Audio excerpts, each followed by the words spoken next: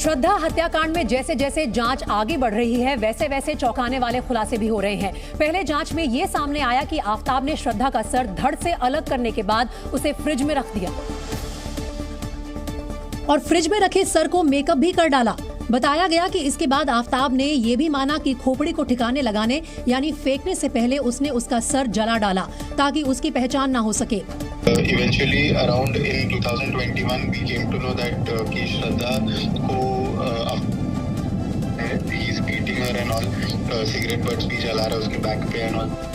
श्रद्धा की खौफनाक हत्या के बाद जब इसकी जानकारी बाहर आई तो उसके कुछ दोस्त सामने आए।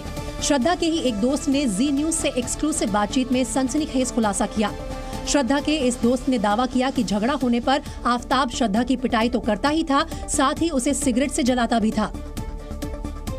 श्रद्धा के दोस्त ने यह भी बताया कि आफताब से परेशान होने के बाद जब श्रद्धा ने ब्रेकअप की बात की तो उसने खुदकुशी कर उसके परिवार को फंसाने की धमकी दी। यानी आफताब लगातार श्रद्धा को ब्लैकमेल कर रहा था। पुलिस के पास आफताब की शिकायत लेकर नहीं जाने की बड़ी वजह इसी ब्लैकमेलिंग को बताया गया। मुंबई में रहने वाले आफताब ने दिल्ली में जब अपने लिव इन पार्टनर की हत्या की तो उसकी पुरानी कुंडली खंगाली जाने लगी। दिल्ली पुलिस को पता चला कि श्रद्धा से रिश्ते के बाद दोनों ने अपने अपने घर छोड़कर साथ रहने का फैसला किया और आफताब ने मुंबई के नायगांव में किनी सोसाइटी के एक फ्लैट में श्रद्धा के साथ रहना शुरू कर दिया। जी न्यूज की टीम जब यहां पहुंची तो ये फ्लैट बंद मिला और इस फ्लैट के मालिक ने बताया कि आफताब और श्रद्धा यहां सितंबर 2019 से अगस्त 2020 तक रहे।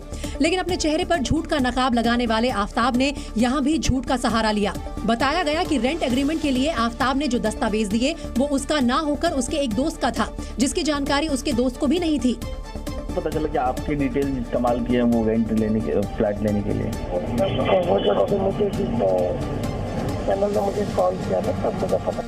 यानी जैसे जैसे जांच एजेंसी आफताब का कच्चा चिट्ठा सामने ला रही है उसके अपनों को भी आफताब का असली चेहरा दिखने लगा है। श्रद्धा वॉकर और आफताब की प्रेम कहानी की शुरुआत डेटिंग ऐप से हुई थी। मुंबई के कॉल सेंटर में काम करने वाले जब बम्बल ऐप पर मिले तो दोनों बेहद करीब आ गए और नौबत लिव इन रिलेशनशिप तक पहुंच गई। लेकिन दिलफेक किस्म के आफताब की जिंदगी में सिर्फ श्रद्धा ही नहीं थी। पुलिस की पूछताछ और जांच में अब जो खुलासे हो रहे हैं वो हैरान करने वाले हैं। बताया गया कि खुद आफताब ने पुलिस की जांच में कबूल किया कि उसकी 20 से 25 गर्लफ्रेंड थी। इनमें ज्यादातर से उसने डेटिंग ऐप पर ही जान पहचान की थी। पुलिस का दावा है कि बम्बल और टिंडर पर आफताब का अकाउंट है जिससे वो लड़कियों से संपर्क करता था। एक तरह से लड़कियों को प्रेम जाल में फंसाना उसका पेशा बन चुका था। उसकी गर्लफ्रेंड मुंबई से दिल्ली तक थी। हर गर्लफ्रेंड से वो अलग अलग नंबरों से बात करता था जिसके लिए उसने अलग अलग सिम कार्ड ले रखे थे। पुलिस अब ये पता लगाने की कोशिश कर रही है कि आफताब ने किन लोगों के दस्तावेजों का इस्तेमाल सिम कार्ड खरीदने में किया, क्योंकि मुंबई में फ्लैट किराए पर भी लेने में उसने दोस्तों के दस्तावेजों का इस्तेमाल किया। इसलिए पुलिस को शक है कि सिम खरीदने में भी उसने ऐसा ही किया होगा। अब आए दिन हम और आप साइबर फ्रॉड से जुड़ी खबरें पढ़ते रहते हैं, लेकिन इसके बाद भी लाखों लोग ऐसे हैं जो अपने पासवर्ड के बारे में बहुत गंभीर नहीं है। डिजिटल सिक्योरिटी से जुड़ी फर्म नॉर्डपास ने भारत के 10 सबसे कॉमन पासवर्ड्स की लिस्ट जारी की है, जिसके मुताबिक भारत में सबसे कॉमन यानी सबसे ज्यादा इस्तेमाल किया जाने वाला पासवर्ड PASSWORD ही है। भारत में 34 लाख से ज्यादा लोग अपने तमाम डिजिटल अकाउंट्स के पासवर्ड के लिए पासवर्ड शब्द का ही इस्तेमाल करते हैं। भारत में दूसरा सबसे प्रचलित पासवर्ड है 123456 और तीसरे नंबर पर है 12345678। इसका इस्तेमाल किया जाता है। हालांकि पासवर्ड की लिस्ट में जो शब्द चौथे नंबर पर है वो चौंकाने वाला है, क्योंकि लिस्ट में चौथा नंबर है बिग बास्केट का। ये शब्द पासवर्ड के तौर पर इस्तेमाल होता है।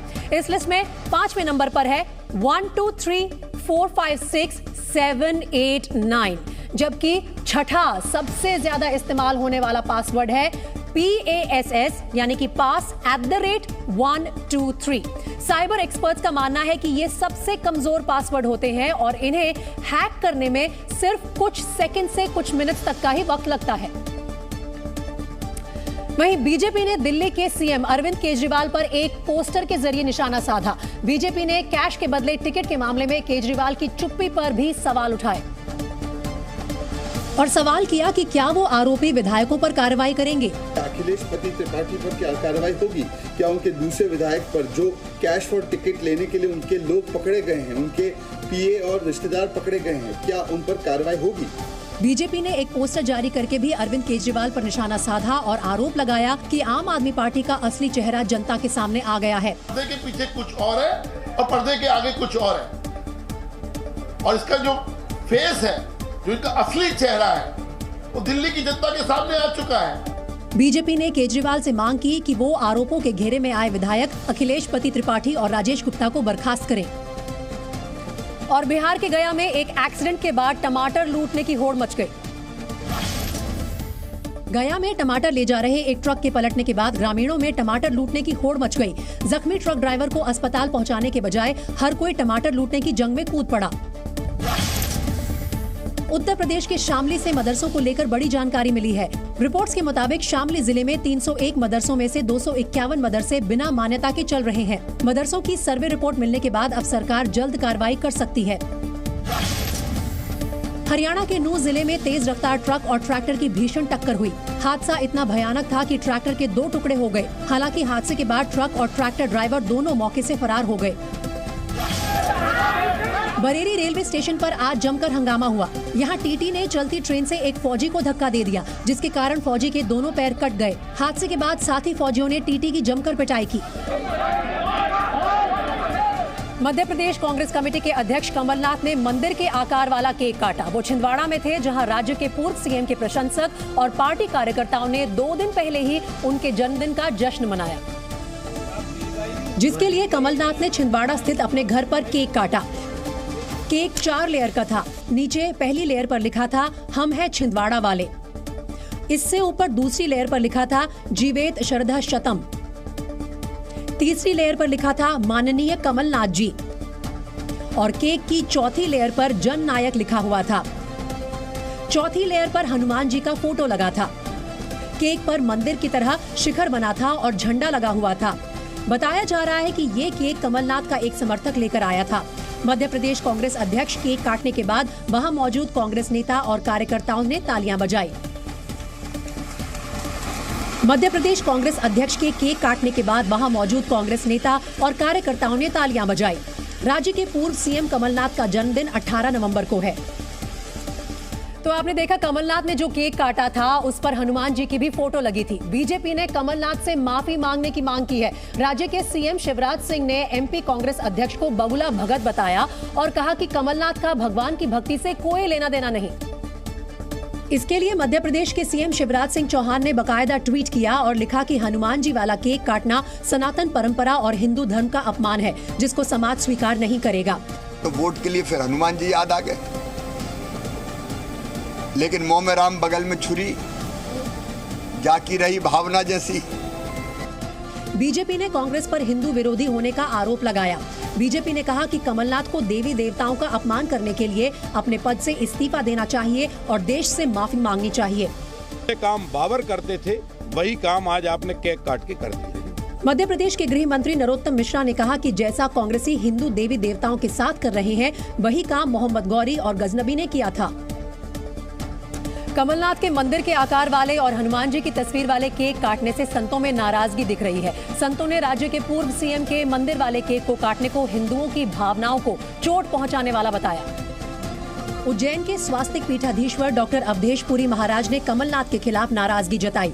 उन्होंने कहा कि जिन कांग्रेसियों को हिंदू कहलाने में शर्म आती हो, उनसे हिंदू देवी देवताओं के प्रति श्रद्धा की उम्मीद नहीं की जा सकती। मेरी समझ में यह कृत्य अत्यंत दंडनीय है और प्रत्येक हिंदू की भावना को आघात पहुंचाने वाला है। विवाद बढ़ने पर कांग्रेस ने सफाई दी और कहा कि पूरा देश जानता है कि कमलनाथ कितने बड़े हनुमान भक्त हैं। कमलनाथ जी की हनुमान भक्ति पर और उनके सनातन धर्म के पालन में कभी कोई आज तक उंगली नहीं उठा पाया। जितने एमपी कांग्रेस ने कहा कि कमलनाथ ने कार्यकर्ताओं की भावनाओं का ख्याल रखा।